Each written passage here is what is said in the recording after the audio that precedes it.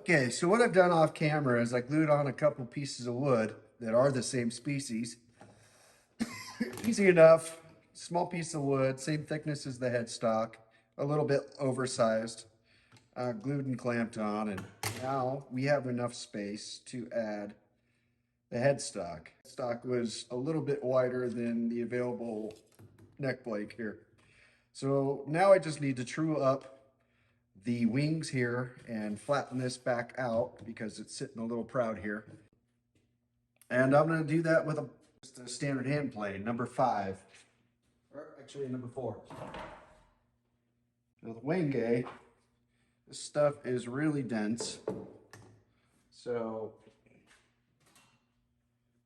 you want a real sharp plane for it. I don't have to plane much more than I need. It's my Japanese hand saw, and this is just perfect to cut frets if you want to do it that.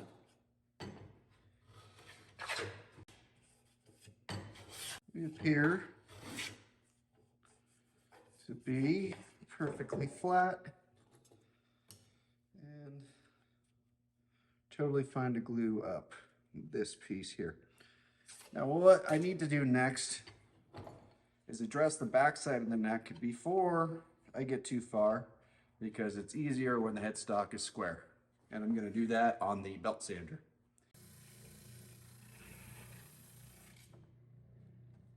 Okay, so we're going to add a headstock veneer on here. And this is mostly for decoration, such that the headstock will match the body and make it pretty. So I mark a center line on both spots.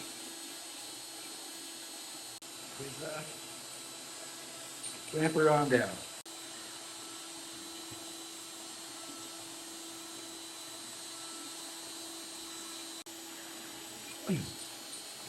Okay. Go ahead and let that set for a while. So I glued the headstock veneer on here, bunch of clamps to apply even pressure.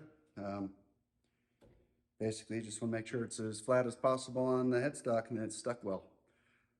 I'll let this dry, and the next step is going to be cutting out the excess wood around the headstock veneer. I'll fine tune that with the belt sander or drum sander, and then I'll glue the fretboard after I bind it.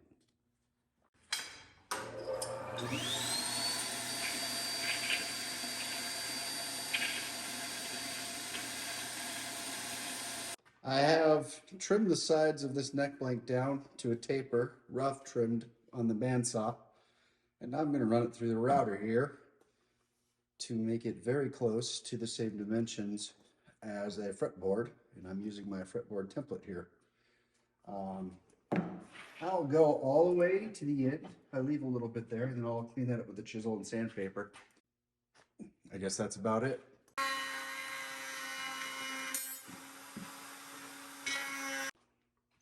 That's what's called a fuck up. It appears my bearing was a little too low and caught a groove. That sucks. Now, let's see what we can do about that. Okay, so after my error with the router, I'm back to where I started. I have added a couple extra bits and a couple extra accent pieces.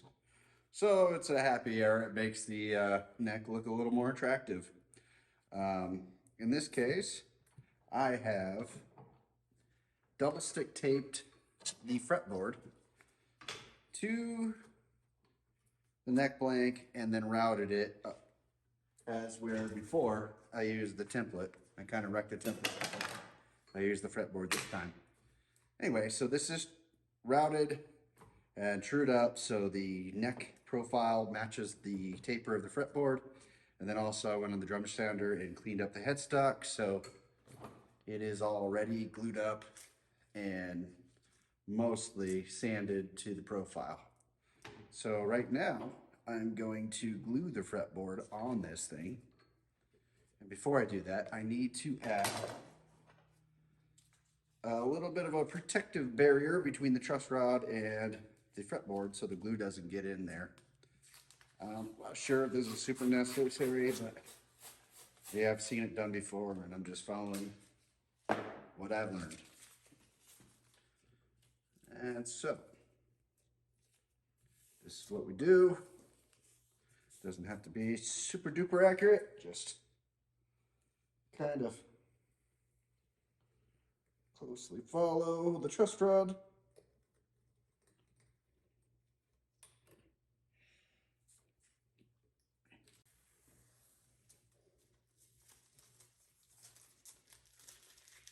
All right.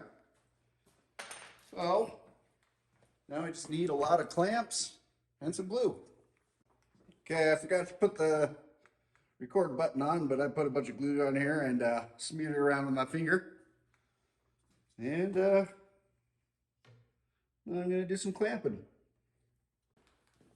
I'm going to use a nice flat piece of reference material to clamp with. I'm just going to make sure everything's lining up as I do clamp. I like to clamp from the bottom up, that way I don't get like a weird bow in the center. So I'm going to clamp and work my way up the neck. And that's just to ensure that it doesn't kind of do something like this, like you don't pinch it on both sides and there's a hump in the middle or something. A lot of clamps when I do this, so that's my process. But it seems I got enough to get by.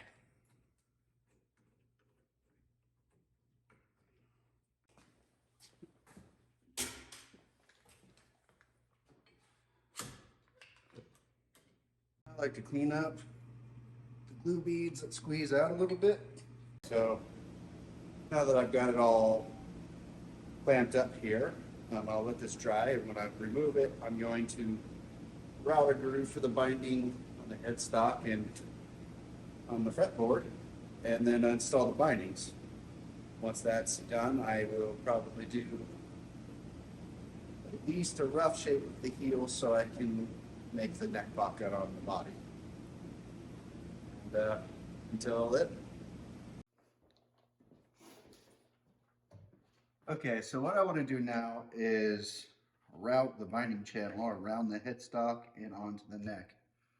I already glued the fretboard on here, so what I'm going to first do is I've glued or double stick tape, just another headstock template to the top of this. It's kind of a trash one that I messed up on, so, and that just serves to raise this up a little bit so I have clearance, so I can run the binding right into the neck and over, and that helps out, you know, making a smooth transition, and then I don't hit the edge of the fretboard and everything works good.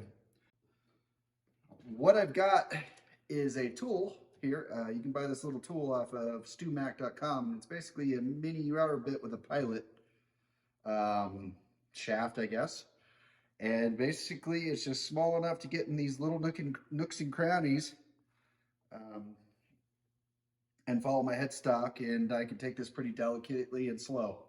So I'm going to turn the speed down on this and go slow and see how it goes.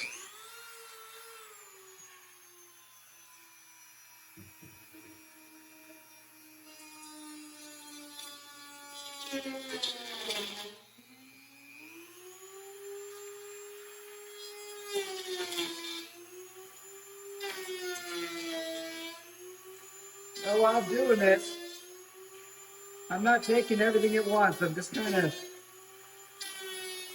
trimming it down slightly.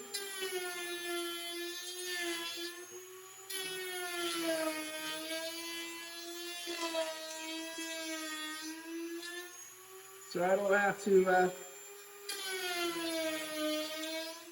chance taking a big chunk out. I'm going to turn it around here, and I'll show you what we got. And it's basically just very nicely creating a nice channel for us here. Now I'm going to turn it around so I can more easily see what I'm doing on this side. And then once I got most of this headstock here, I'm going to take it into the fretboard and carry it on through.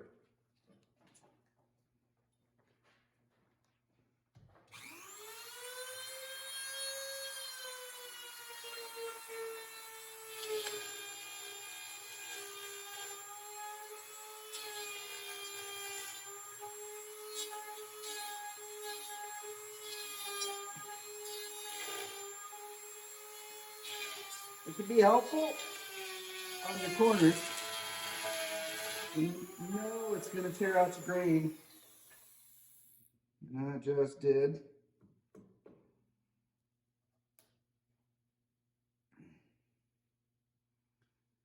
Let's see how much of that I got to fix.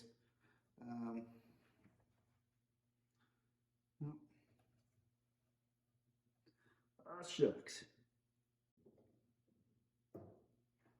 So what you do in these cases, it tore out a little bit, and fortunately, I stopped before I lost my piece here. So I'm going to stick just a little glue on there.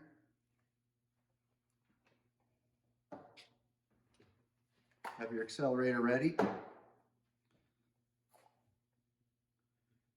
I'm going to stick it on there.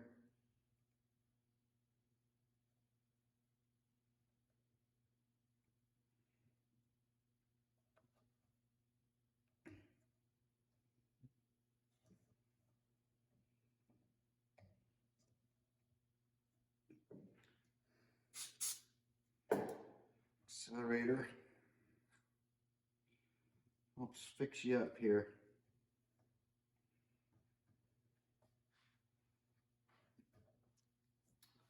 Yeah, that's the easiest way to fix a chip out. So you got to witness that. Now, the accelerator works pretty fast. I'm going to give that a minute just to dry out.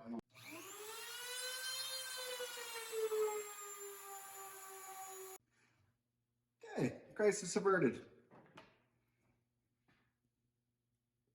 Okay, so now I'm going to carefully right up into the fretboard off of the edge of, actually it looks almost like I won't need it, but we'll see.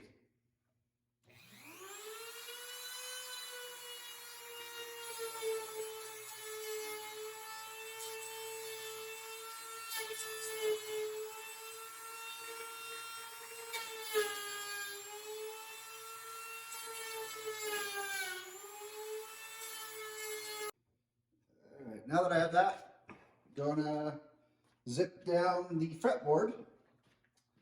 However, first I want to set up the height.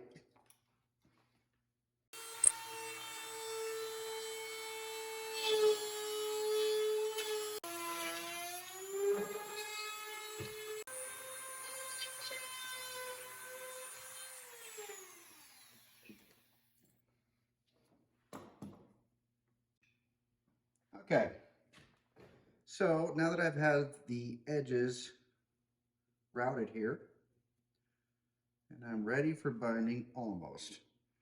What I want to do here is, because this is a quilt maple and it stains easily, I'm using a shellac to go around the edges and seal them. And my motivation there is to make sure that I don't stain my maple with the glue or acetone or whatever I end up using to stick the binding. Okay, ready for some binding.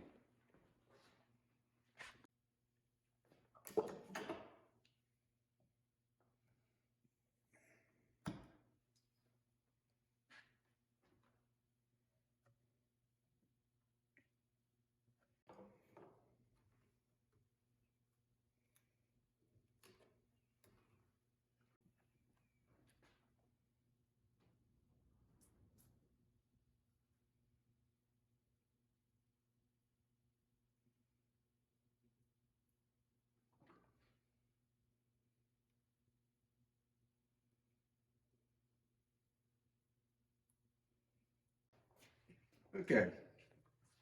So next step here is I want to put a slight angle on this neck pocket, or the neck end where the pocket goes.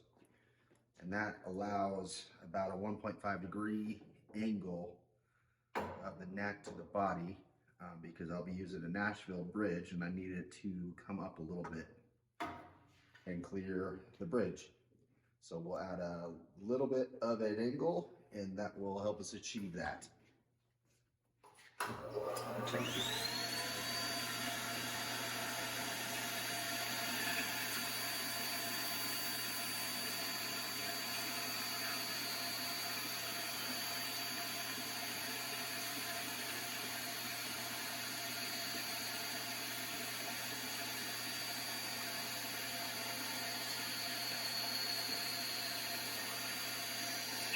I've cut that angle on the heel block. I need to flatten it up and make it true and smooth. I use a hand plane to do that. And you don't have to have a hand plane. It's a lot easier, a lot better results. If you don't have a hand plane, you can just use a sanding block with a piece of sandpaper on it and take your time. Make sure it's good and flat and double check your work.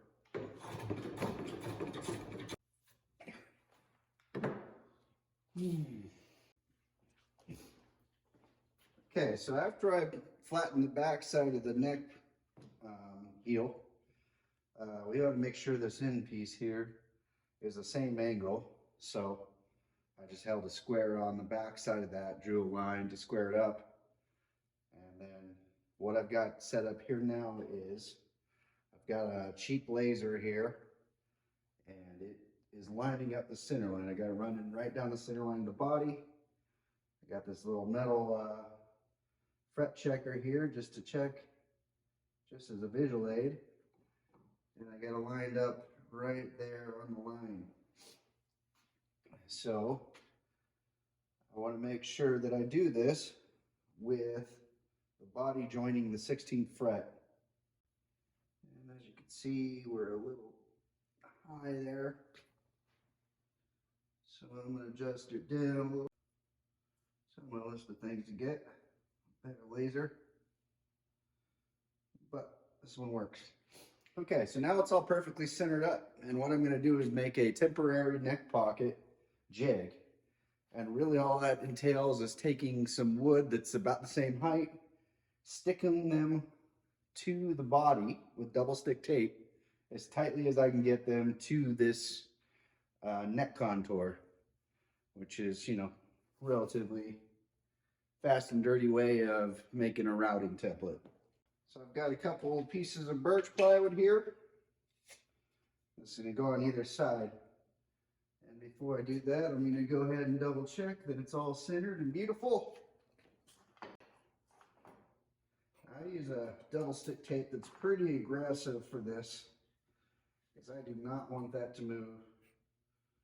And this particular one, it's called X-Fast, and it's pretty close to like a carpet tape. You can use the masking tape and super glue trick, and that works pretty well too, but it just takes a little more time. I find the super glue trick is pretty helpful when your piece of wood is not 100% flat.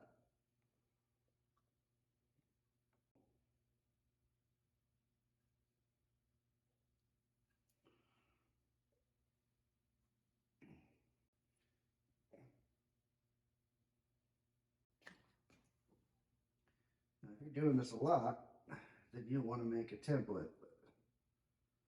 This is the first time I made a LP Junior, so I don't know how many I will make. So it's just worth this. Do making one-off neck pocket templates.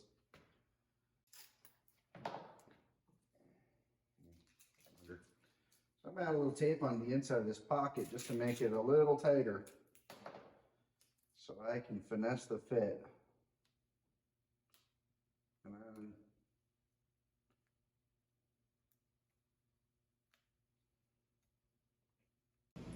then okay, now we're ready to route the pocket.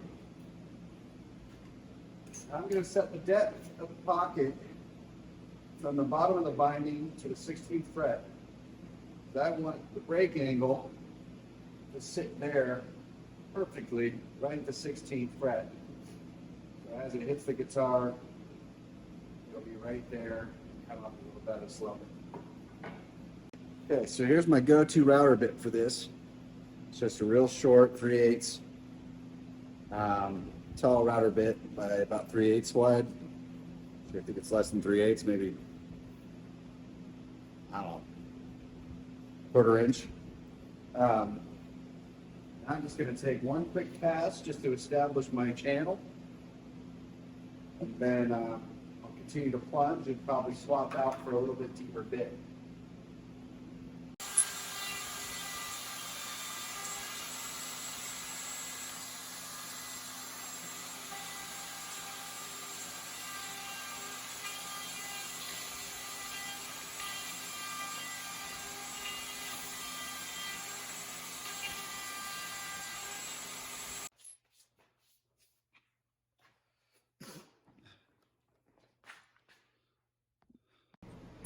Now that I've routed this pocket a little deeper, I'm going to basically chisel out these corners so I can test the fit. And I'll go ahead and route it a little further as I go down.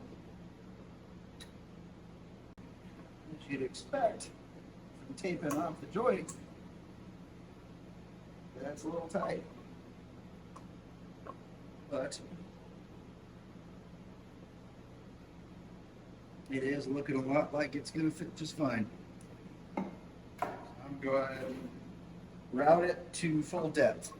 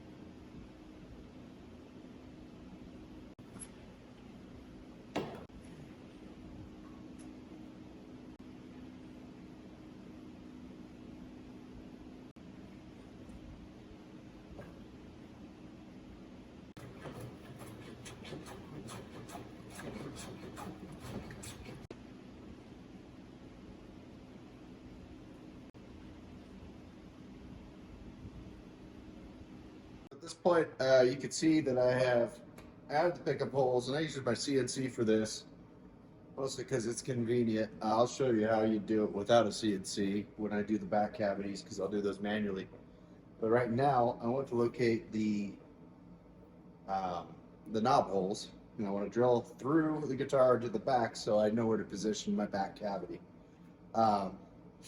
This is less important because I actually have a full template, but if you only have like a small cavity template, this would be pretty important. But I'd like to do this anyway before I do the routing, because it'll tear out on the back side of it, and then after I route it, it cleans it up.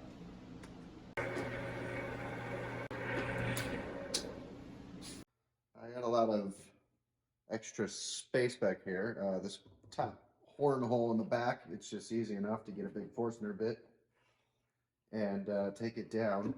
I've set the stop on my drill press, so it stops, you know, roughly around a 1/4 inch from the bottom.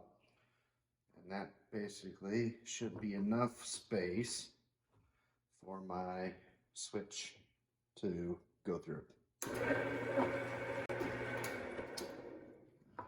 going to switch out to a smaller Forstner bit, and I will hog out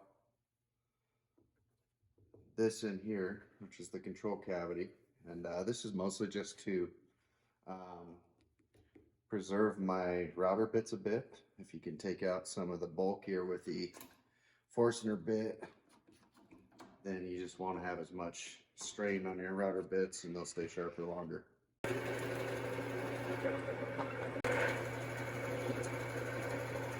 so I've got my template here. It's double stick taped down, so it's not going anywhere. And I got to freehand just this little bit here because I'm not doing a channel. Um,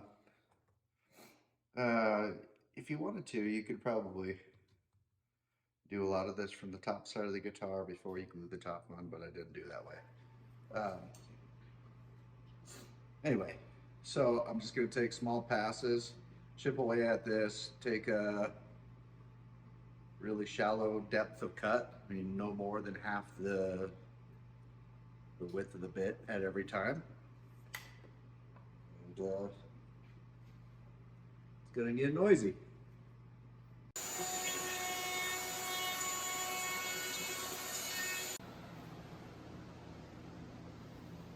Okay, so I'll change out my bit for a longer one and just keep going down. That's pretty much it. The next step is going to be using the second template here. I'll stick it here, and that'll be for cutting out this circle here and the back plates cavity, and I'll make those about an 1/8 inch deep. Okay, so I've already made the cavities and the switch plate covers, round outs, and now I want to put a round over on the back here and make it a little more comfortable. That I will use just a, I think it's a 1/4 inch, maybe a 3/8 inch round over bit. I'm not too precise about it, just as long as it's round and looks nice.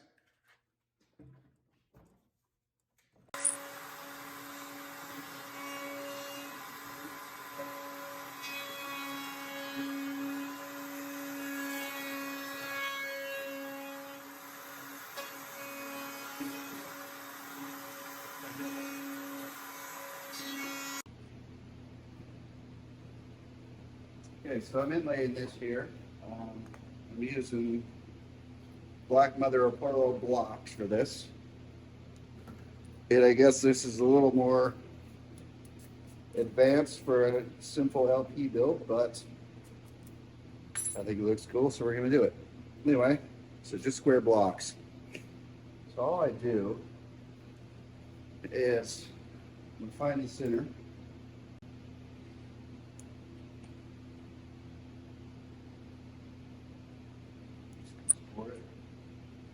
Center and the back side of it.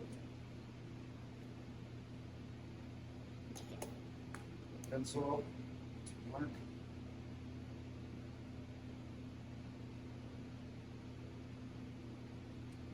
And I already have the center line drawn on my fretboard here. So I'm just going to line it up and eyeball it as close as I can get it to center.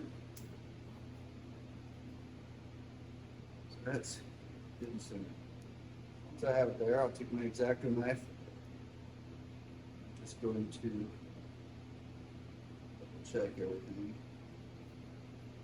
Hold it steady. And score it along the edges.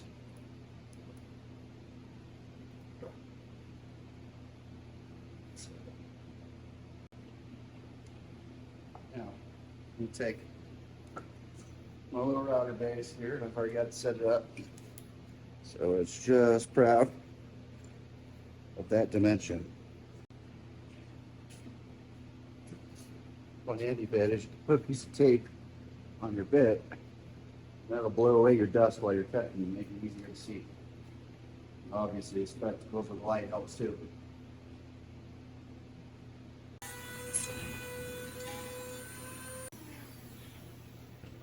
Now, I'm going to get as close to the line as I can.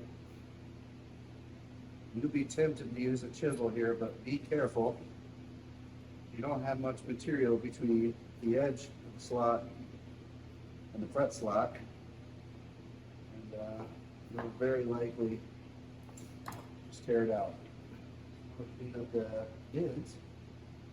We have room here.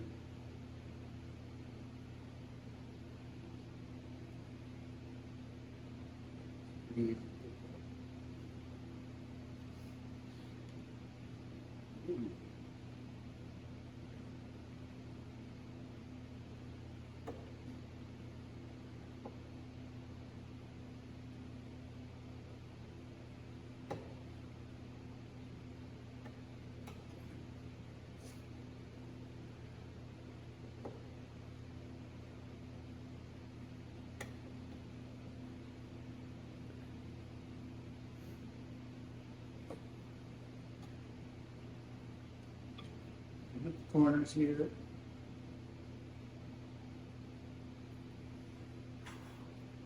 Take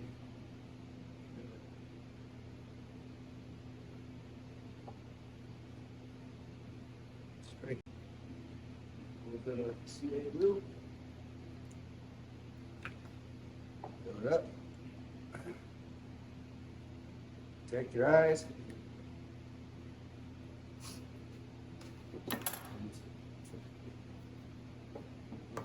Tap.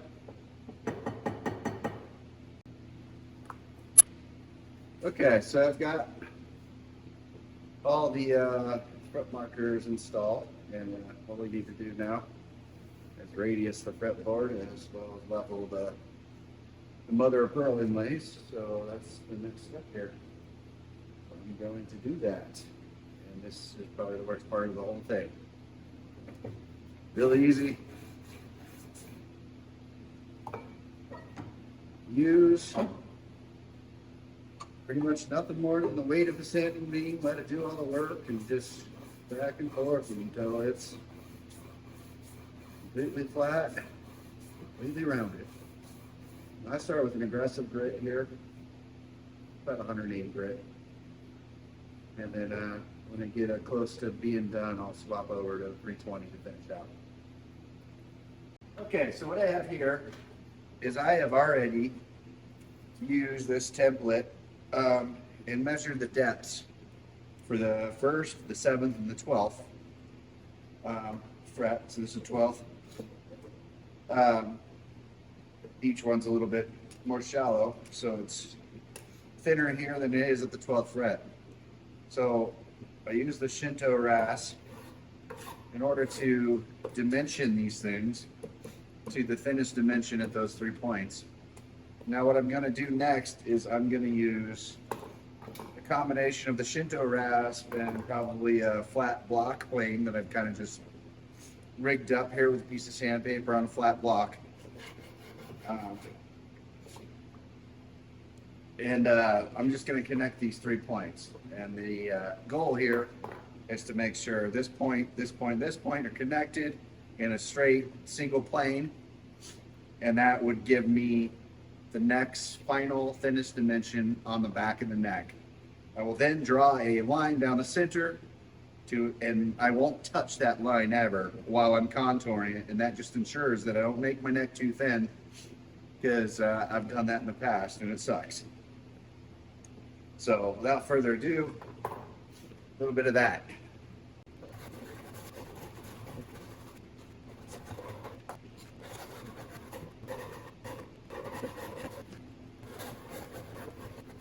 So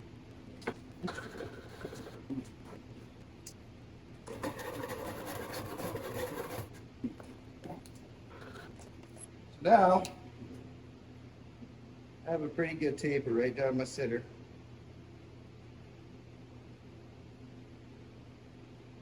I'm just going to go ahead and draw a line.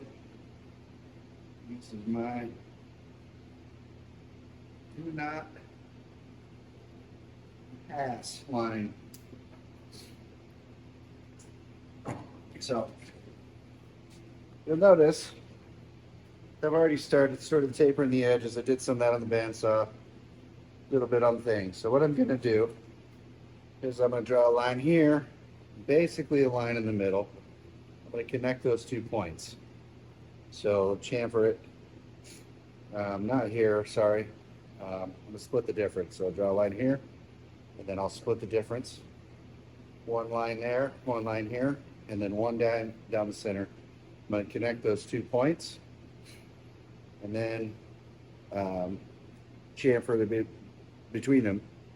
And once a good chamfer is established between those, I'll draw another line down the center of that, and one over, and then I'll connect those 2 points and so on until eventually I just have a series of polygons that connect gradually to a half circle C shape. I don't generally I'll use this as a rough guide, but I generally just kind of like to do it by feel. Whatever feels good in my hand is good for me. At this point in my life, I don't care as much about repeatability. doing this for a hobby and I'm doing this for fun, so I don't have any clients that need a perfect neck every time. As long as it feels good to me, it usually feels good to them.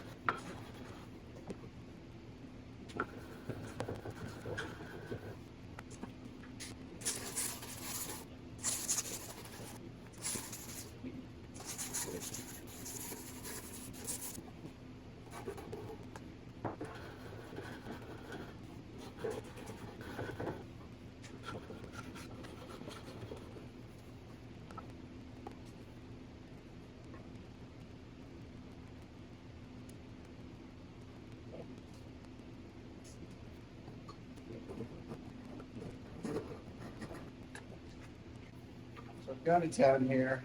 It's got a pretty good rough neck shape. Using one of these razor files contoured to be able to just kind of contour the heel block as well as this neck bit here right on the edge. And then it's just transitioned smoothly into the neck. And after that, you might have seen me do this. I like to take just a piece of heavy grit sandpaper, go like this, and it kind of just smooths out the roughness this way.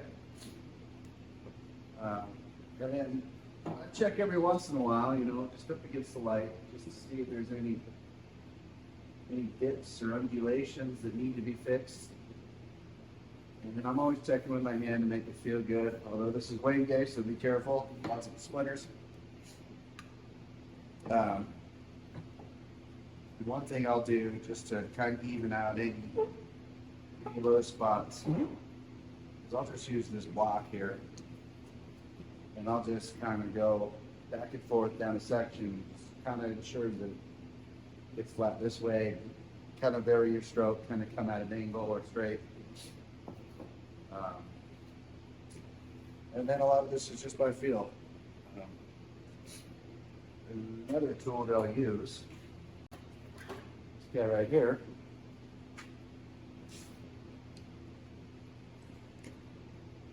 which is very useful. Back one side, flip it over. See how well you match, and looking pretty good. Just make sure your contours are pretty even on both sides. And that's about it.